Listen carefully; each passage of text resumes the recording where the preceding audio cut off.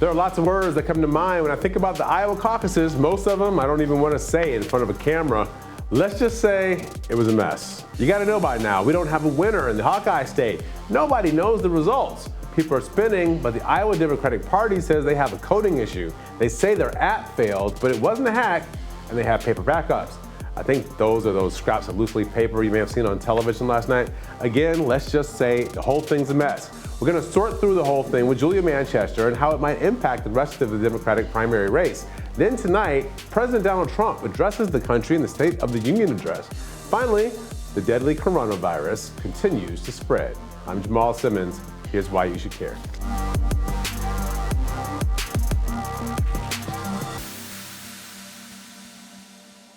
We spent a year following the Iowa caucuses. Candidates got in, candidates got out. Millions of dollars spent, time, tears.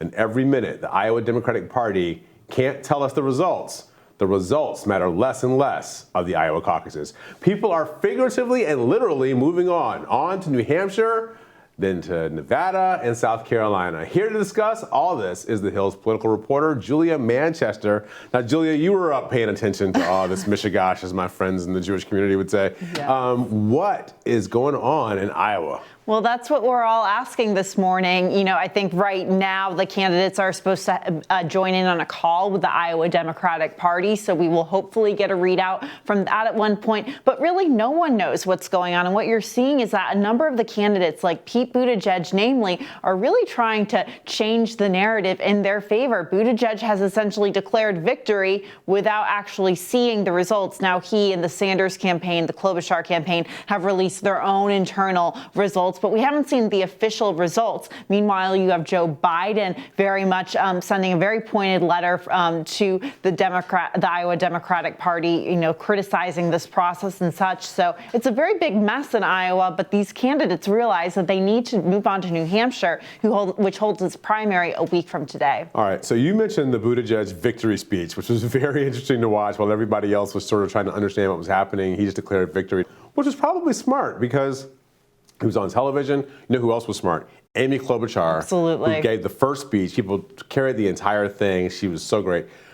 But Biden, don't you feel like, doesn't it seem like Biden might have gotten off easy last night? Very possible, but listening to his speech and kind of listening to the chatter around his campaign, it seems, and they did lower the expectations before last night. Yeah. It does seem that the way he delivered his speech probably didn't feel like they did as well as they could have, and that you saw Buttigieg and Sanders, who I would predict, I don't know this for certain, I would predict they probably had the biggest victories, especially Sanders, I would guess, since Sanders has that 4-year-old organization, and he's been leading in so many of the polls. Exactly. He's been leading in so many of the polls, and then you got to hope that Buttigieg, who said that he pretty much said that he won last night, he better at least come in second or he's going to have a lot of egg on his face. He's going to have a lot of egg on his face, and his campaign is going to really have to clean up for that. And it's in such close proximity to New Hampshire, another state that his campaign is really banking on. So,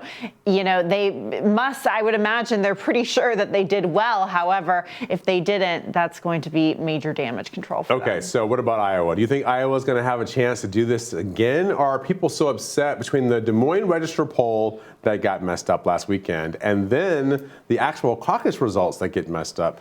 What happens to Iowa in this environment? This really wasn't a good year for Iowa, really. And you've actually seen a lot of criticism of the caucus process. Hillary Clinton essentially saying last week that it's not democratic. Remember, going to a satellite caucus or going to an early caucus isn't as easy as maybe filling out an absentee ballot in a primary. So it definitely does have a lot of criticism. There's also criticism for the fact that it could be intimidating for some voters who are essentially declaring their support for a candidate in front of their own community, right, family, friends. So it's gotten a lot of criticism. However, just like in New Hampshire, I haven't covered Iowa as much, but I know New Hampshire, those residents and those voters in those states love their first in the nation primary. And I believe it's the same in Iowa. They like being the first contest. They like being at the first caucus. So I think there will definitely be a bit of a conflict over those that. Voters do take it very seriously. Yes, and they will troop out in a bad snowstorm or bad weather to go see some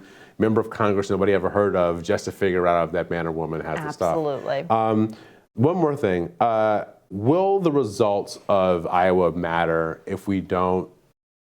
Will the results matter, and will people take them seriously the longer it takes for us to find out what they really were? It's really hard to say that right now, and I think this is why the Sanders campaign is probably one of the more angrier campaigns right now. They were poised, or at least it looked like they were poised, to have a really good night, to have a really big night. He finally clenches Iowa after narrowly losing it 4 years ago.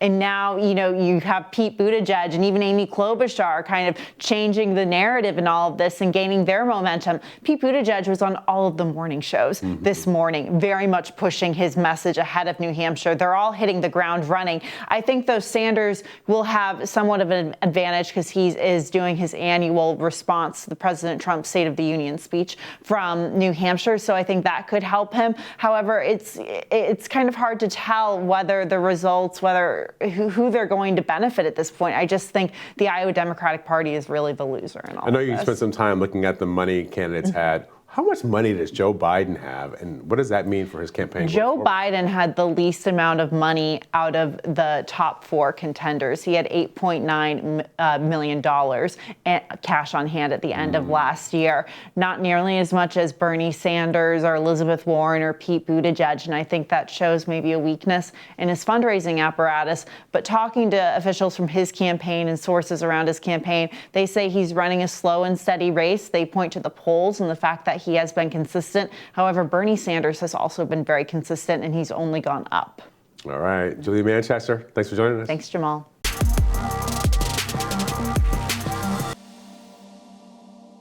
Though it's still yet to be determined whether or not the president himself will be bringing impeachment up or not, Democratic lawmakers are gearing up to protest anyway. After failing to admit new witnesses to the Senate trial, Trump's acquittal is all but certain to happen when a vote likely occurs on Wednesday. Female Democrats are expected to once again wear all white, the color representing the suffragettes, as they did last year to show solidarity with women. And according to The Hill, some lawmakers are considering skipping the address altogether. Here's why you should care. We've never had a president address Congress while still awaiting the Senate's verdict, unless a bombshell is dropped to implicate Trump. His acquittal is inevitable. Democrats raise questions about the Senate process. Republicans point out concerns with the House process.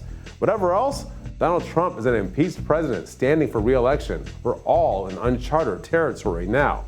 Will Congress work with him, or will we just have another year of political shots being fired? I'd bet on the latter.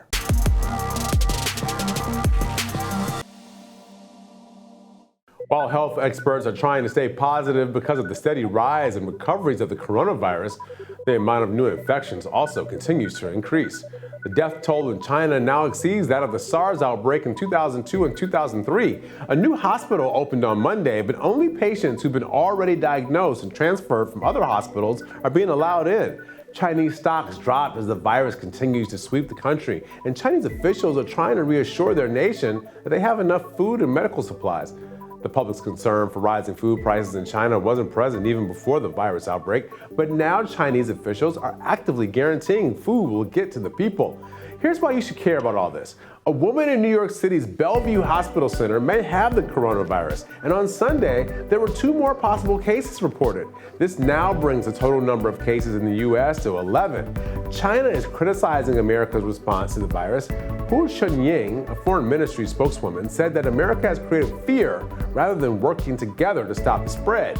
Last week, the U.S. State Department issued a travel advisory to not go to China, but these will not apply to tourist, business, or non-immigrant travel. President Donald Trump called it a public health emergency, and even universities are canceling university-sponsored and university-related travel for students, faculty, and staff. Countries around the world have documented statements of racism towards China since the outbreak, and world leaders are publicly denouncing such discrimination. Countries should be focused on helping stop the spread of the disease and not spreading hate and fear around the world. Thanks for watching Hill TV on YouTube. Be sure to click subscribe and hit the bell so you know when we post new videos, and head to thehill.com for all the latest political news.